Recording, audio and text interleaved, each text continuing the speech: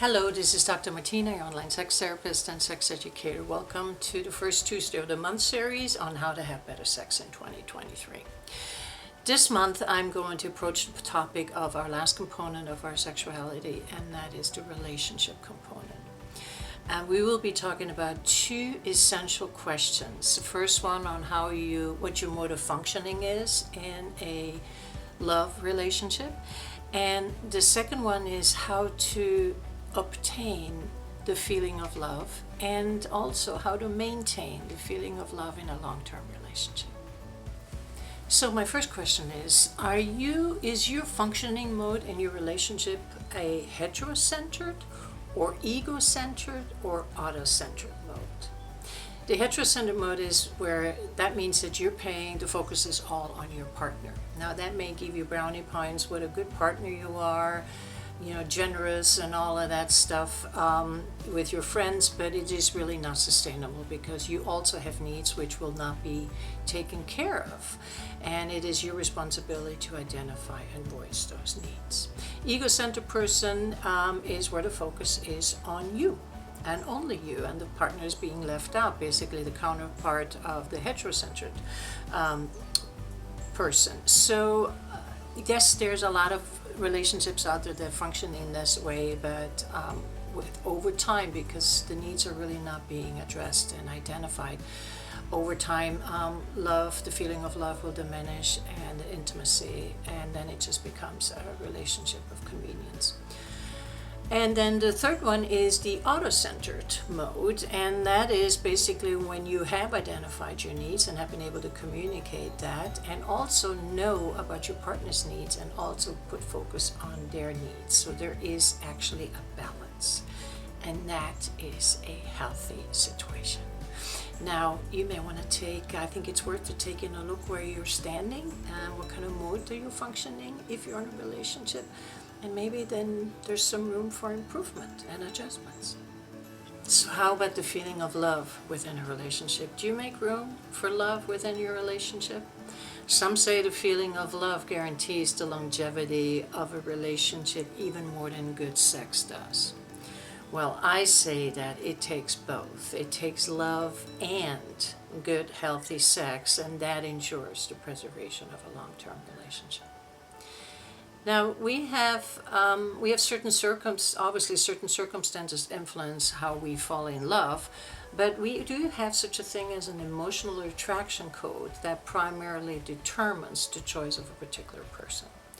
We each create our attraction code, and we do that while we consider our needs and the satisfaction of such needs.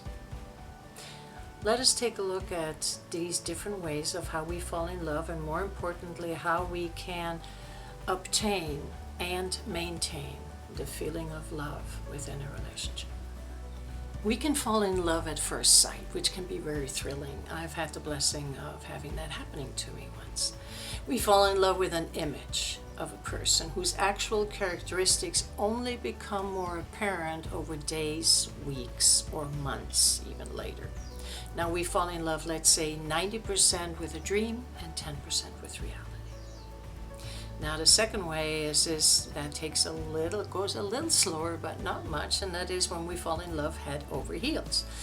There's actual aspects of the other that are already playing a role why we picked that person. The characteristics of the other person become more concrete in the course of further encounters. We are head over heels in love with a person. Let's say 80% of that is a dream and 20% is reality. We can also fall in love over time.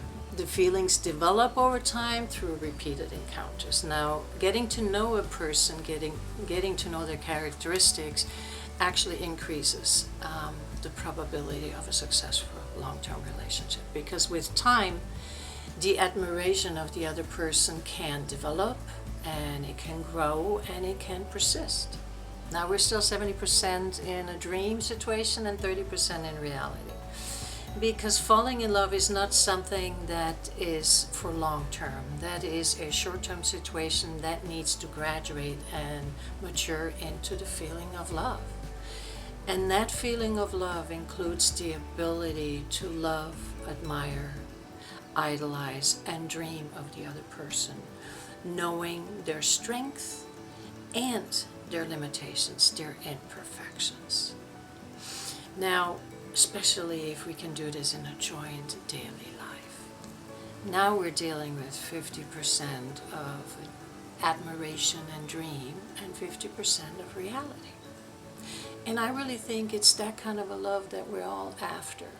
We all want a love that survives the disappointments of unrealistic expectations. So how can we obtain such a love in a blossoming relationship? Well, okay, I have 3 points for you. First, we have to show ourselves dream-worthy. And what that means is that we're responsible for offering ourselves to the partner in our strength. You know, if we want love to develop, you know, we each have strengths and limitations. So let's focus on the strengths at this point and really let them be seen and let them be known and act in them. Because, I mean, don't you want to do that when there's a love interest there?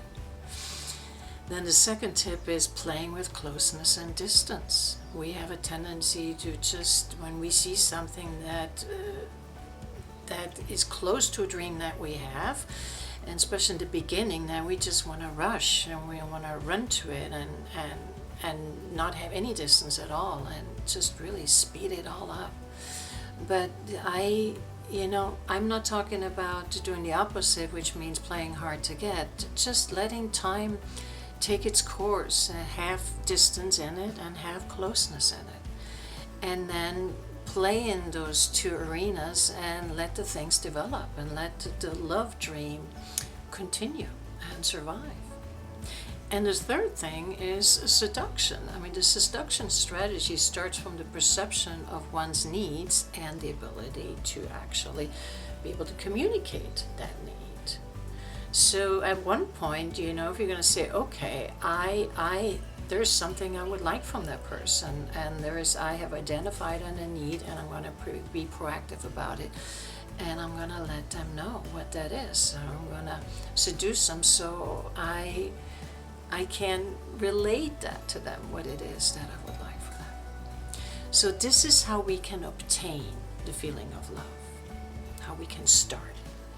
Now, how do we maintain the feeling of love? Maintaining the feeling of love requires a balance between the ideal, the dream, and the reality of others. If we want to hang on to our falling in love feeling of the being head over heels, and if we cry and are sad about it that it's not there anymore, we're not being authentic with our emotions, because we basically love the person for who we want them to be and not for who they are. In order for love to survive, it requires a balance of both, of the ideal and the reality. Realizing that we all have strengths and limitation, no one is perfect, that is the key. Loving someone for their strength is easy. Loving somebody despite their limitation is what allows for love to survive and allows for us to keep our admiration for each other and our idealization for each other. Now, being Swiss and a cheese lover, I always say, let's focus on the cheese and not the holes in it, because we all have holes in it. I know this is a short how-to instruction about love, and I'm utterly aware that it can be much more complicated than this. But if you apply these simple steps, you will have a better chance to be in the driver's seat of your emotion, and you have a better chance to experience the feeling of love. And of course, if you have any questions, I want you to connect with me, and please know that I'm here for that. I'm looking forward to hearing from you, and I want you to have a great week and love each other.